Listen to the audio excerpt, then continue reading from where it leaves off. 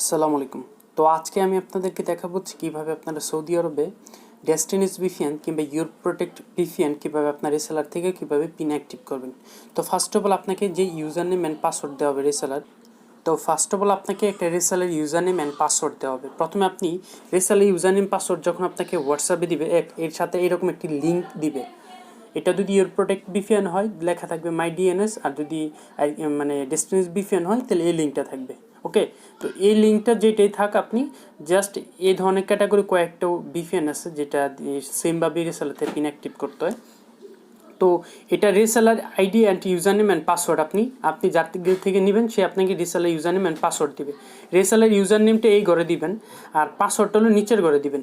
দেওয়ার পর আপনি জাস্ট রিমেম্বার মি এইটা আমাদের ক্লিক করবেন। ক্লিক করার পর জাস্ট লগ ইন বাটনটা আমাদের ক্লিক করবেন। লগ ইন বাটনটা ক্লিক করার পর আপনার রিসেলারটা ওপেন হবে। আচ্ছা, রিসেলারটা ওপেন হওয়ার পর জাস্ট আপনার সামনে এরকম লেখা আসতে পারে, এরকম আসবে ফ্রন্ট পেজটা। তো এরকম আসার পর আপনি জাস্ট রিসেলার থেকে পিন অ্যাক্টিভ করার জন্য জাস্ট আপনি যে এই যে থ্রি মেনু দেখতে পাচ্ছেন এইটা আমাদের ক্লিক করবেন। এই যে আমি আবার দেখাইতেছি রিসেলার প্যানেল লেখা আছে না, কিংবা এই জায়গায় আপনাদের সাব রিসেলার প্যানেল লেখা থাকতে পারে। আপনার স্টেপটা না সেটা আমাদের এই যে এটা আমাদের ক্লিক করবেন, ক্লিক করার পর আপনাদের সামনে অনেকগুলো মেনু আসবে। এর মধ্যে আপনি জাস্ট ইউজার অ্যাক্টিভ করার জন্য অ্যাড কুইক ইউজার এটা আমাদের ক্লিক করবেন। অ্যাড কুইক ইউজারের মধ্যে ক্লিক করার পর দেখেন ক্রিয়েট ইউজার নামে একটা অপশন চলে আসছে। এই ক্রিয়েট ইউজারের মধ্যে ক্লিক করলে আপনার একটি পিন অ্যাক্টিভ হয়ে যাবে। জাস্ট আমি একটা পিন এখন অ্যাক্টিভ করে আপনাদেরকে দেখাইতেছি।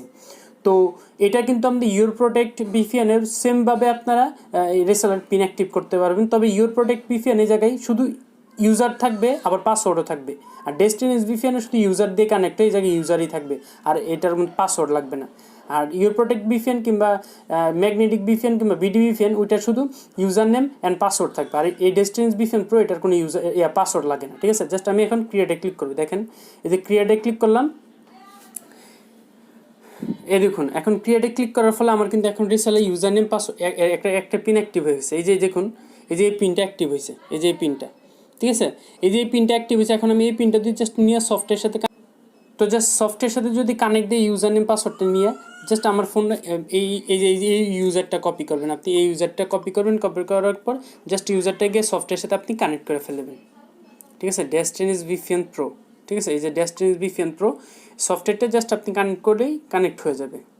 আমি দেখাইতেছি আপনাদেরকে। এই যে জায়গায় আপনার ইউজার চাবে, এই যে ইউজার চাবে, এই জায়গায় এই যে ইউজার পিন, এই যে ইউজার পিন, জাস্ট ইউজার পিনটা আপনি দিবেন। তারপরে যে লগ ইন বাটনে ক্লিক করবেন, লগ ইন। ওকে, আচ্ছা, লগ ইনে ক্লিক করার পর জাস্ট আপনি সফটওয়্যারটাকে আপডেট বাটনে ক্লিক করে ফেলবেন।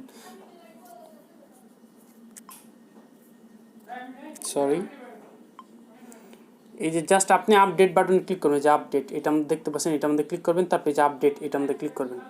ক্লিক করার পর আপনি জাস্ট আপনি করবেন, আপনি কি সিম ইউজ করতে চান।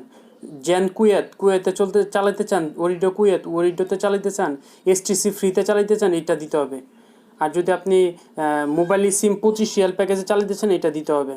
আর যদি আপনি জেনে যে BV3 যেই প্যাকেজটা কিনতে ওই প্যাকেজটা কিনে দিয়ে আপনি চালাতে চান, এটা দিতে হবে, যে এইটা জেন BV3 SK।